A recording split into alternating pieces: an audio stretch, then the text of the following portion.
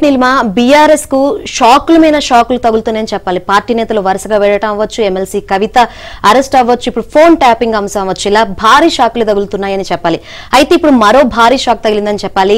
వరంగల్ లోక్సభ అభ్యర్థిగా కడియం శ్రీహరి కుమార్తె నేను అభ్యర్థి నుంచి నేను పోటీ చేయట్లేదు వరంగల్ సీట్ నుంచి అని ఆమె గులాబీ పార్టీకి రాజీనామా చేసింది. అదేవిధంగా లేఖ పంపించింది కేసీఆర్ కని కూడా తెలుస్తుంది. అయితే రేపో మాపో కడియం శ్రీహరి కూడా గులాబీ పార్టీని దిగి హస్తంలో పార్టీలో చేరతారని కూడా ఒక విశ్వసనీయ వర్గాల నుంచి అయితే ఒక సమాచారం అందుతుంది. స్వయంగా ఢిల్లీ పెద్దలే రంగంలోకి దిగి ఆయనతో చర్చిస్తున్నట్లు కూడా తెలుస్తోంది. రైట్, రేవంత్ రెడ్డి ఆల్రెడీ చెప్పడం జరిగింది. సో మేము గనక తలుపులు తెరిస్తే బీఆర్ఎస్ మొత్తం ఖాళీ అయిపోతుంది అని కూడా ఆయన వ్యాఖ్యానించడం జరిగింది. బీఆర్ఎస్ కు భారీ షాక్ తగిలింది. వరంగల్ లోక్సభ స్థానానికి అభ్యర్థిగా పార్టీ ఖరారు చేసిన కడియం శ్రీహరి కుమార్తె కడియం కావ్య పోటీ నుంచి తప్పుకుంటున్నట్లు, పార్టీకి రాజీనామా చేస్తున్నట్లు ప్రకటించారు. ఈ మేరకు బీఆర్ఎస్ అధ్యక్షుడు కేసీఆర్ కు ఆమె లేఖ కూడా రాశారు. ఇక గులాబీ పార్టీకి కావ్య రాజీనామా చేయడంతో సీనియర్ నేత స్టేషన్ కాన్పూర్ ఎమ్మెల్యే కడియం శ్రీహరి కూడా కారు దిగనున్నారు అనేది స్పష్టమైంది. నేడు రేపు ఆయన బీఆర్ఎస్ కు రాజీనామా చేసి కాంగ్రెస్ లో చేరనున్నారు అని విశ్వసనీయ సమాచారం. కడియం శ్రీహరిని కాంగ్రెస్ లో చేర్చుకునేందుకు ఢిల్లీ అధిష్టానం పెద్దలే ఆయనతో చర్చించి రంగం సిద్ధం చేసినట్లు తెలిసింది. ఇందులో భాగంగానే తొలుత కడియం కుమార్తె కావ్య బీఆర్ఎస్ కు రాజీనామా చేశారు. ఇక ఇప్పటికే ఖైరదాబాద్ ఎమ్మెల్యే దానం నాగేందర్ బీఆర్ఎస్ ను వీడి కాంగ్రెస్ లో చేరారు. తాజాగా బీఆర్ఎస్ తరపున గట్టిగా గళం వినిపించే కడియం శ్రీహరి కూడా కాంగ్రెస్ లో చేరనుండడం ఆ పార్టీకి గట్టి దెబ్బేనని అభిప్రాయాలు వ్యక్తమవుతున్నాయి.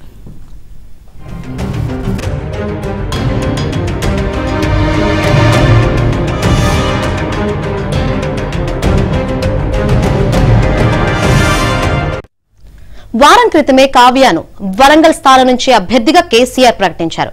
అప్పటి నుంచే ఆమె పార్టీ కార్యక్రమాల్లో చురుగ్గా పాల్గొంటున్నారు. అయితే బీఆర్ఎస్ లో జరుగుతున్న అంతర్గత వ్యవహారాలు నచ్చకే కడియం శ్రీహరి కావ్య పార్టీ మారాలని నిర్ణయం తీసుకున్నట్లు సమాచారం.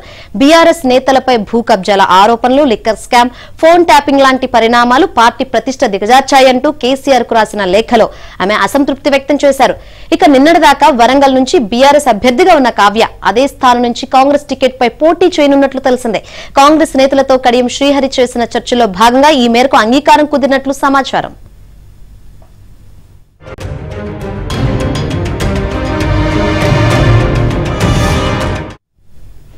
కడియం శ్రీహరితో పాటు పలువురు బీఆర్ఎస్ ఎమ్మెల్యేలు కూడా ఆ పార్టీని వీడి కాంగ్రెస్ లో చేరేందుకు రంగం సిద్దమైనట్లు తెలుస్తోంది. ఈ క్రమంలో బీఆర్ఎస్ ను వీడే ఎమ్మెల్యేల సంఖ్య భారీగానే ఉంటుంది అని పలువురు ఎమ్మెల్యేలు తమతో టచ్ లో ఉన్నారని కాంగ్రెస్ వర్గాలు చెబుతుండడం గమనార్హం. 2-3 రోజుల్లోనే పలువురు ఎమ్మెల్యేలు బహిరంగంగా కాంగ్రెస్ లో చేరేందుకు ముందుకు వస్తారని పార్టీ వర్గాలు చెబుతున్నాయి. ఇక పార్టీ కోరి టికెట్ ఇచ్చిన అభ్యర్థులు ఒక్కొక్కరిగా బీఆర్ఎస్ ను వీడుతుండడం గమనార్హం. చేవెళ్ల స్థానం నుంచి సిట్టింగ్ ఎంపీ రంజిత్ రెడ్డికి టికెట్ ఇస్తే ఆయన కారు దిగి కాంగ్రెస్ లో చేరారు. చేవెళ్ల నుంచే కాంగ్రెస్ తరపున బరిలో నిలిచారు. తాజాగా కావ్య కూడా అదే బాట పట్టడం గులాబీ పార్టీ శ్రేణులను కలవరపరుస్తోంది. అయితే బీఆర్ఎస్ నుంచి టికెట్ పొందిన అభ్యర్థుల్లో ఇంకొందరు కూడా కాంగ్రెస్ తో టచ్ లో ఉన్నట్లు సమాచారం.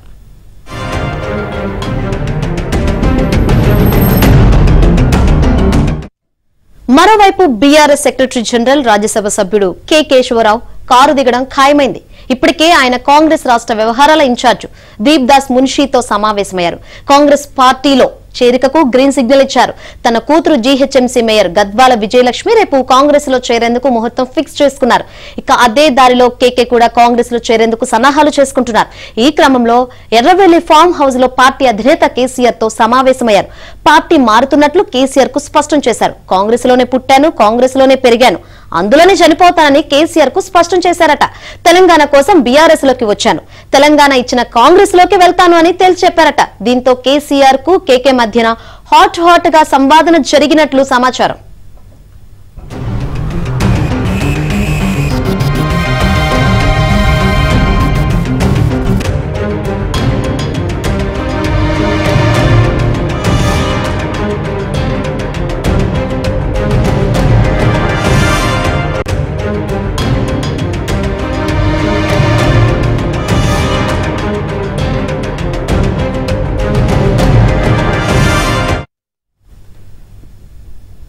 Right. BRS secretary general Rajya Sabha సభ్యుడు కేకేశ్వరరావు కారు దిగడం ఖాయమైంది అని అంటున్నారు. ఇప్పటికే ఆయన కాంగ్రెస్ రాష్ట్ర వ్యవహారాల ఇన్ఛార్జ్ దీప్ దాస్ మున్షితో సమావేశం కూడా అయ్యారు. కాంగ్రెస్ పార్టీలో చేరికకు గ్రీన్ సిగ్నల్ కూడా వచ్చింది అని చెప్పి తెలుస్తోంది. ఇదే అంశానికి సంబంధించి మరిన్ని అప్డేట్స్ మా కరెస్పాండెంట్ నరసింహరావు నాయుడు తెలుసుకుందాం.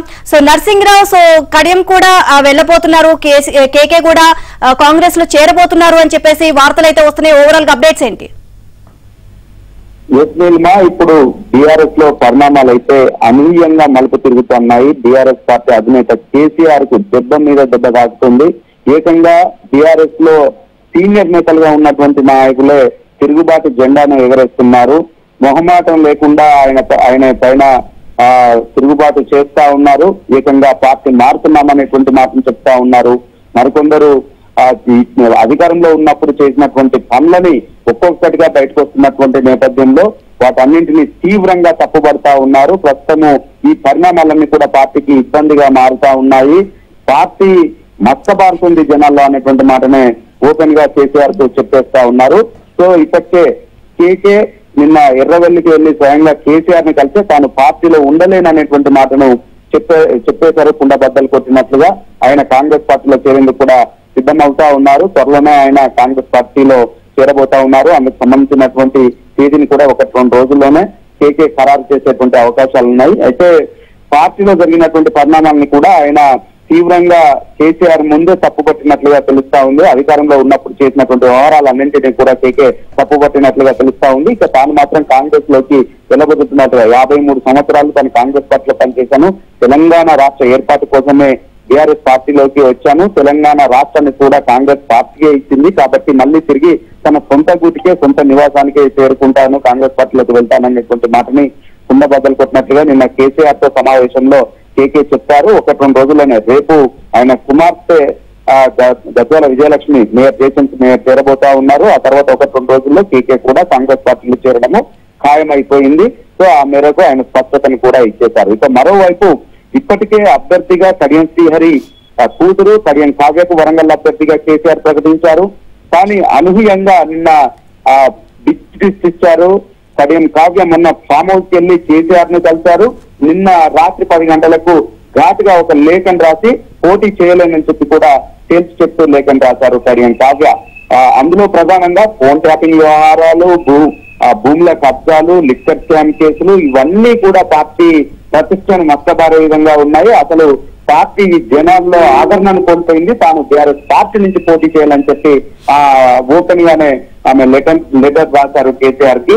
తాను పోటీ నుంచి తప్పుకుంటున్నట్లుగా ప్రకటించారు. సో మనకున్నటువంటి సమాచారం మేరకు ఆమె 1-2 రోజుల్లోనే కాంగ్రెస్ పార్టీలో చేరబోతున్నారు. కాంగ్రెస్ పార్టీ పక్షాన వరంగల్ ఎంపీగా ఆమె బరిలోకి దిగబోతున్నారు. కడియం శ్రీహరి కూడా బీఆర్ఎస్ ను వీడి కాంగ్రెస్ పార్టీలో చేరేటువంటి అవకాశాలు ఉన్నాయి. 1-2 రోజుల్లోనే దీనిపైన కూడా ఒక స్పష్టత వస్తుంది. తేదీని కూడా ఖరారు చేసేటువంటి అవకాశాలు ఉన్నాయి. ఈ రోజు ఆయన ప్రస్తుతం వరంగల్లో ఉన్నారు, హైదరాబాద్ కూడా రాబోతా ఉన్నారు. సో ఇదే దారిలో ఇంకా చాలా మంది నేతలు కూడా, చాలా మంది నాయకులు ఇప్పుడు బీఆర్ఎస్ పార్టీ ప్రకటించినటువంటి అభ్యర్థులే ఇంకా అసంతృప్తితో ఉన్నారు, పోటీ చేసేందుకు విముఖతతో ఉన్నారు.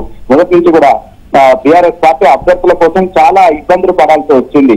ఒక అభ్యర్థిని అనుకున్న తర్వాత ఆ అభ్యర్థి తాను పోటీ చేయలేనని చెప్తే మరొక అభ్యర్థిని వెతుక్కోవాల్సి వచ్చింది. ఆ విధంగా ఇప్పుడు నల్గొండ జిల్లాలో కనుక చూసినట్లయితే మొదట్లో అక్కడ సైద్ రెడ్డి పేరుని అనుకున్నారు, గుత్తా అమిత్ రెడ్డి పేరుని అనుకున్నారు. వాళ్ళిద్దరూ కూడా పోటీలో ఉండమని చెప్పి తేల్చి చెప్పినటువంటి నేపథ్యంలో ఒకరు సైదిరెడ్డి ఏకంగా పార్టీ మారినటువంటి నేపథ్యంలో మళ్ళీ అనూహ్యంగా కంచర్ల కృష్ణారెడ్డి పేరును అక్కడ అనౌన్స్ చేసుకోవాల్సినటువంటి పరిస్థితి వచ్చింది.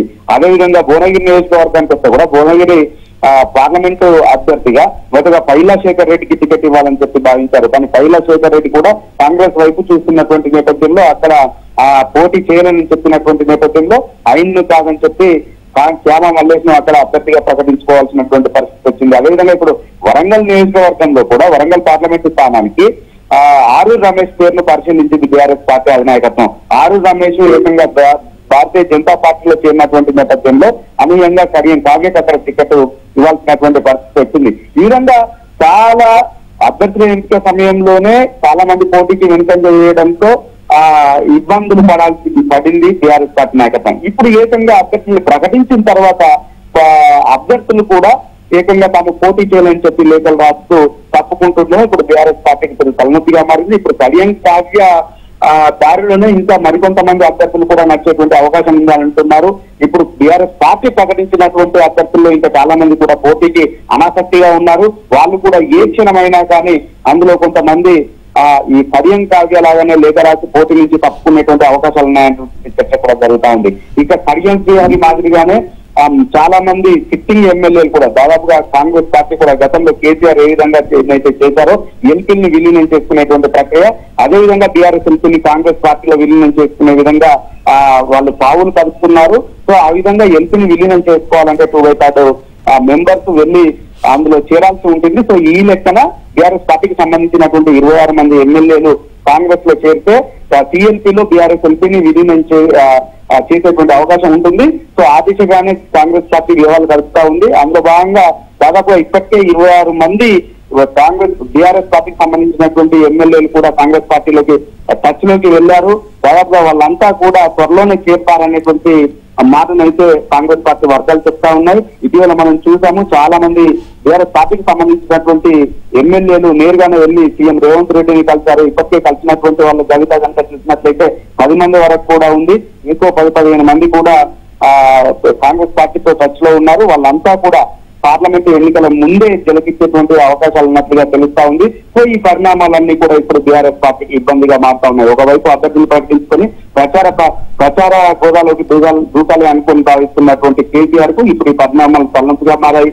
అభ్యర్థుల్ని కాపాడుకోవడం అయితే చాలా ఇబ్బందికరంగా మారింది. సో వీటిని ఏ విధంగా ఫేస్ చేస్తారనేటువంటి మాత్రం ఇప్పుడు ఆసక్తిగా మారింది, ఆఘాతగా మారింది. దీనిపైన ఆసక్తికరమైనటువంటి చర్చ జరుగుతూ ఉంది. Right, thank you Narasimharao.